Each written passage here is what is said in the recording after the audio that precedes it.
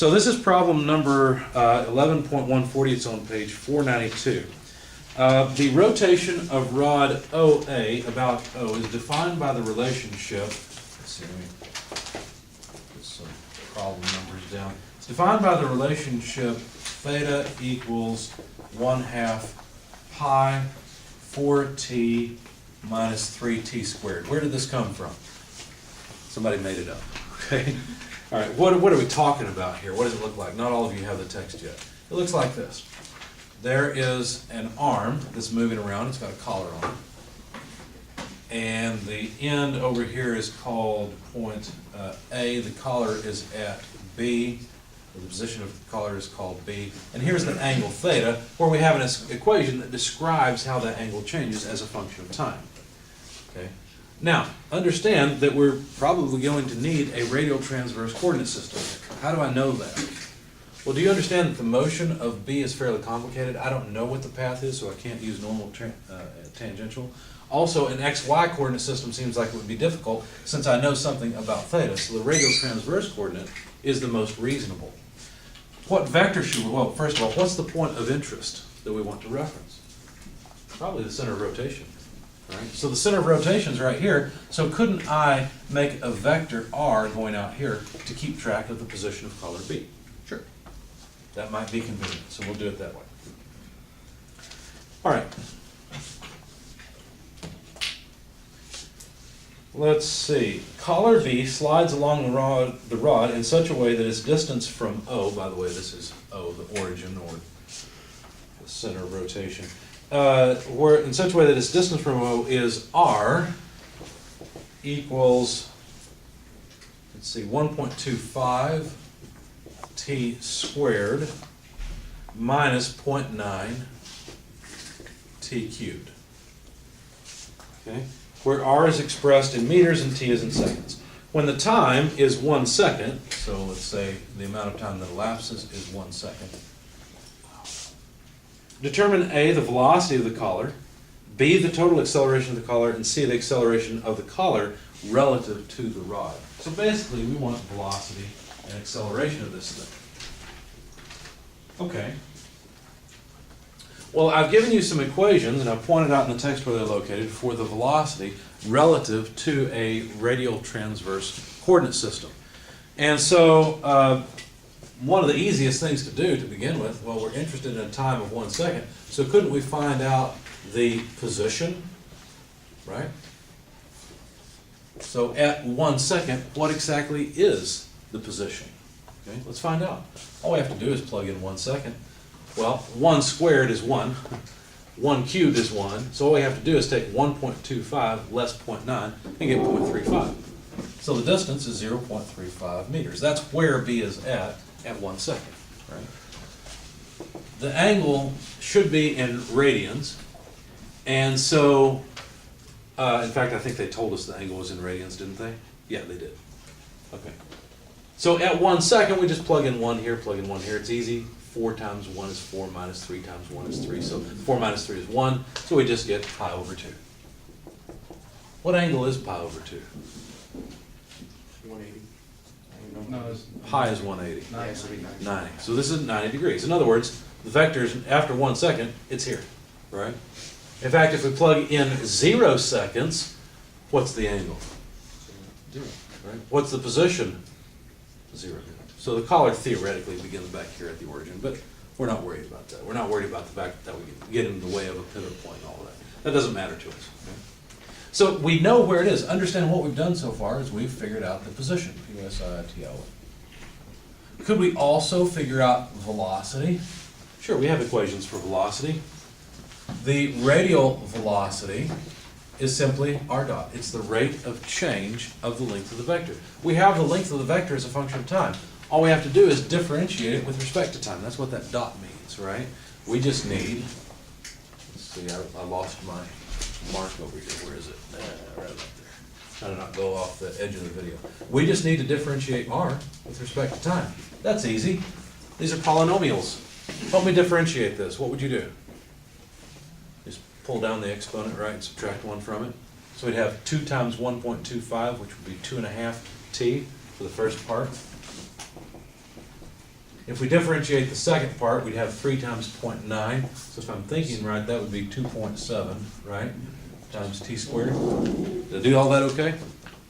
I guess I've got the sheet in front of me, I could find out. Yeah, that's right. So if I plug in a time, so at velocity at time t equal 1 second, well then that means the radial velocity, just plug in 1 here, let's see, 2.5 less 2.7 would be negative 0.2. And what would the units be? Remember, the radius was given in units of meters, the time is in seconds, so we have meters per second. Don't let the derivative throw you off. The second, since we're differentiating with respect to time, this dt introduces the second units. Okay. How about the transverse velocity? Could we get that? Sure, we have an equation for it. The transverse velocity is just r multiplied by theta dot. Now you can see we're going to need r dot and theta dot, and I'm going to use up a lot of space calculating them. So let's push pause on this, and let's just go ahead and differentiate. We've already found r dot. R dot was simply 2.5t minus 2.7 t squared. If we take theta dot, in other words, the first derivative with respect to time of the angle, then what would we get? Well, the half pi is just a constant, so we would get just 4. We subtract 1 power, right? Pull down the 1, subtract 1 from the exponent, so that's t to the 0, which is just a 1, so we just get 4 minus 6t. See how I did that? Okay. We may as well go ahead as well and take the second derivatives because we're going to need them for the accelerations, but that's easy as well. What do we get when we differentiate this? Anyone know? A headache? Is that what we get? Just get -6. Well, you're thinking of differentiating just the inside. The pi over 2 is still a multiplier on the outside, right? The derivative of 4 with respect to time is nothing. It's a constant. The derivative of negative 6t with respect to time is just negative 6, right? And so we are going to get, what, negative 3 pi, if I'm thinking right? How about r dot? Well, t, subtract 1 from the exponent, pull the exponent down, 2.5, do the same thing here, minus, we'll pull the 2 down, 2 times 2.7 would be what, 5.4 times t? Okay, there we go. Now I don't have to mess with differentiating up here on the board, I've got a little more space, so I need r. So if I'm interested in a time of 1 second, then r is just 0.35 meters. Right? Theta dot, I differentiated down here, it would be pi over 2 times 4 minus 6, because I'm evaluating it at a time of 1 second, right? And so numerically, this comes out to something, let me find it quickly. V theta, this comes out to about negative 1.0996 meters per second. So in other words, this collar has a component of velocity in the radial direction of negative 0.2 meters per second, so it's coming back on the rod, right? And it has a velocity in the theta direction that's also negative. Now understand that the increasing angle is this way, right? And so the way that the coordinate system would be set up, the radial transverse coordinate system, is that the unit vector in the radial direction is like that, and the unit vector in the transverse direction is like that. Because it always has to be against, in the direction of increasing angle. Okay? Pardon me. So since this component is negative, that means that this collar is moving, let's see, at this point we've already determined that the collar is straight up, or the rod's straight up. And so since that collar is moving in the negative transverse direction, it's moving that way, and in the negative radial direction. So the whole thing is coming back, basically, is what it means. Okay? And your intuition, the problem that you have with an issue, the issue your intuition has with a problem like this is that you're going to feel like, well, physically as I move this rod around, the collar is going to sling out, right? And so this doesn't really match your intuition. Well, remember, the motion is somewhat arbitrary, right? The motion was defined by equations. We don't have any idea how this thing's actually moving. We don't know what forces are being applied to it. Don't think of applying some arbitrary motion to it and expect to understand what's happening, right? Our intuition is not really going to work here very well because these two just simply define how the thing's moving. That wasn't my camera. No, it wasn't. It's still recording. Okay.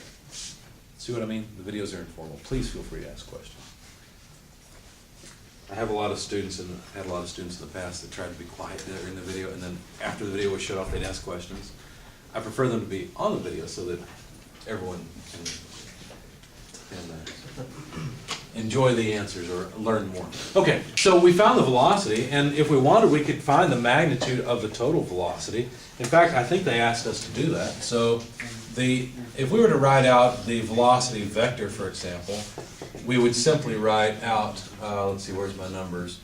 Negative 0.2,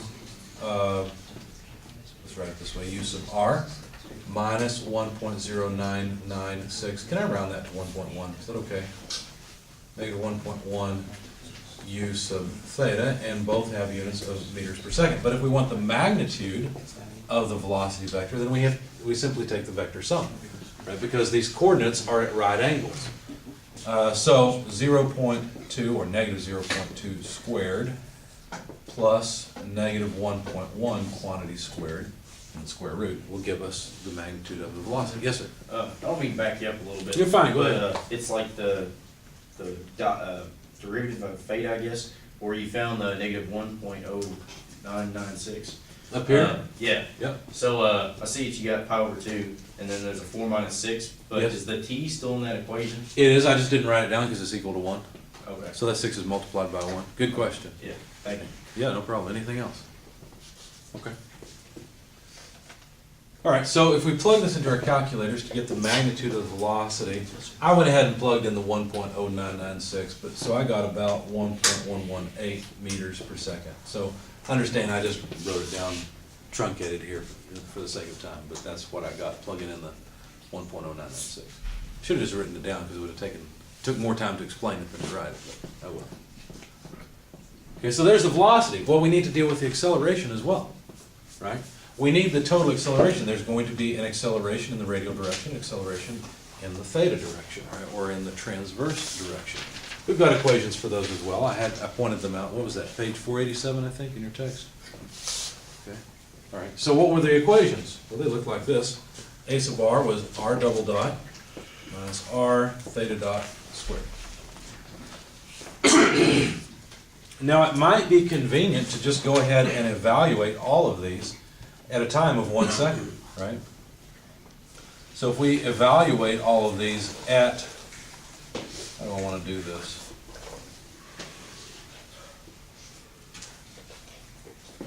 Let's separate that off. So at 1 second, well then what would this be? It would have been handy to have it up there, but oh well. So 4 minus 6 is negative 2. Did I mess up over there? Something seems wrong. Yeah, how's that possible? Oh, because of the 0.35. Okay. I was looking at this, I saw the pi and saw that these two would cancel, the negative 2 and the 2 would cancel. So I expected this number to be 3.14, but I forgot it took 35% of it. That's all right. Okay, so over here, I should just end up with negative pi. There's the transverse, I'm sorry, not the transverse, but there's the angular acceleration at 1 second. Okay, because 4 minus 6 is negative 2, divided by 2 is negative. So negative pi. Okay, at 1 second, this is, the r dot is going to be negative 0.2. We already figured that out. And then this one's just a constant, negative 3 pi, always. And if we plug in 1 second here, we'd have 2.5 less 5.4 t. How did I get the 5.4 t? Oh, because it's r double dot. Okay. I'm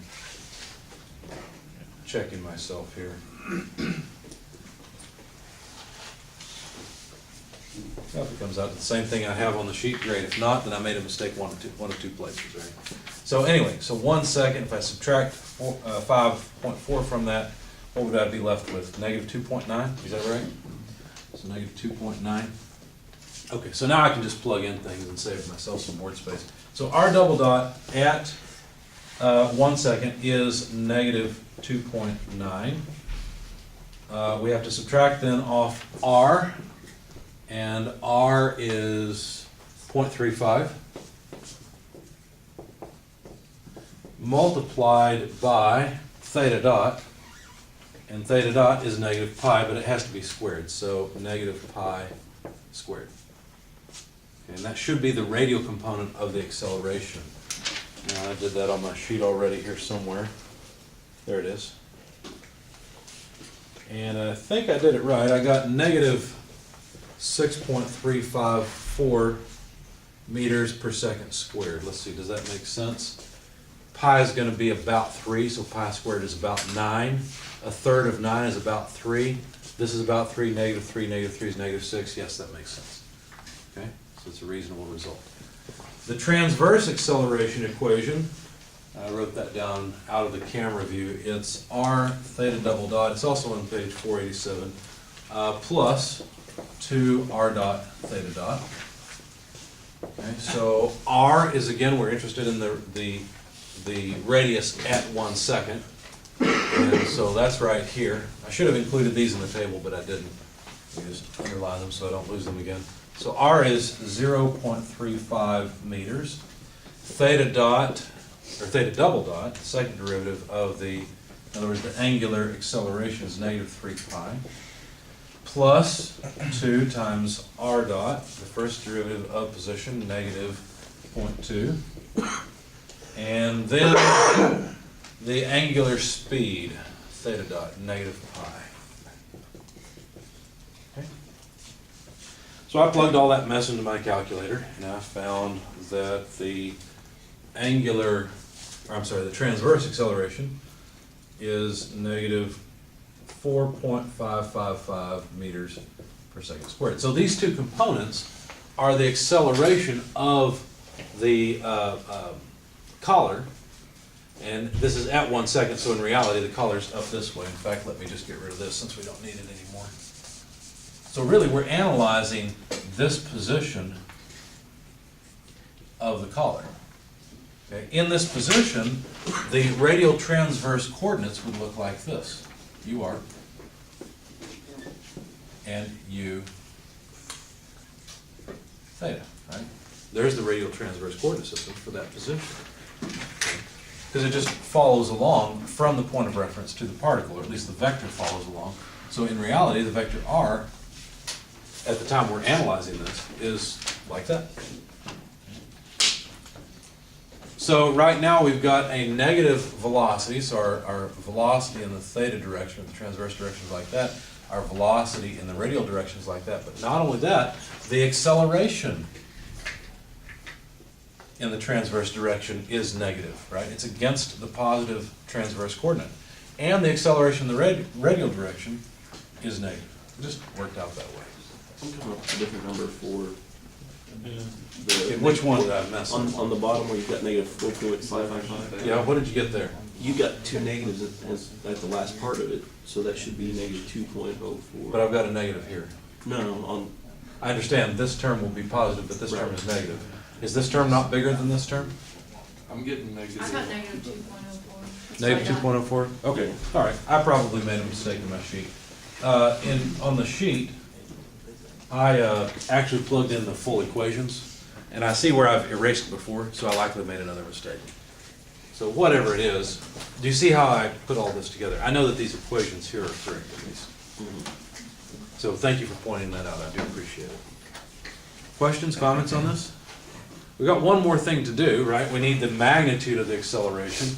And I did do that here, but if my number is wrong, then I'm going to need your help. So the magnitude of the acceleration vector, which I won't bother writing out, but if I did, I'd just put the components with the radial and transverse pieces. If I take the magnitude, then I'm going to need to take square roots negative 6.354 squared plus negative 2.04 squared and then square root. Notice I haven't included units in any of these because I'm using consistent units and I know it will come out right, so I don't have to worry about it so much. So this will be meters per second squared because I've plugged in meters per second squared. So please grab your calculators and give me a number here. 6.67. 6.67, thanks. what would that vector look like? Something like that, right?